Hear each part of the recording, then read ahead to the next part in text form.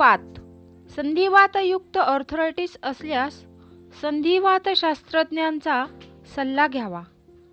विविध प्रकारचे आर्थरायटिस, विशेष करून अस्थीचे किंवा संधिवातयुक्त आर्थरायटिससाठी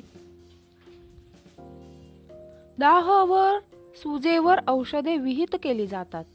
प्रभावित क्षेत्रात लालसरपणा, वेदनायुक्तता इत्यादी लक्षणांवर उपचार करण्यासाठी गरम व थंड कॉम्प्रेस वापरले जातात. रोगातील प्रगतीशील टप्प्यांमधील काही रुग्णांना चालणे, जॉगिंग व खूप तास उभा राहणे यासारख्या दैनंदिन हालचाली करण्यास अडचण येते.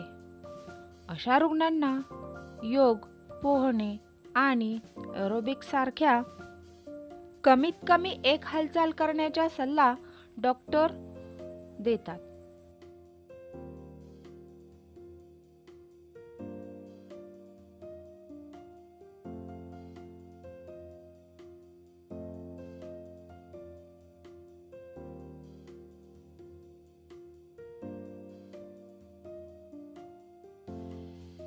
ज्याने सांध्यांवर कमी ताण पडतो आणि विविध हालचालीही खात्रीशीरपणे होतात.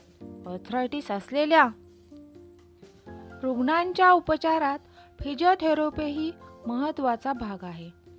प्रगतीशील रोग अवस्थेमुळे विविध विद्रुपता आणि हाडात अतिरिक्त वाढ होते, ज्याने हालचाल कठीण होते. म्हणून फिजिओथेरपी व्यायामामुळे हालचालीची पुनर्स्थापना होऊन लवचिकताही साधता येते.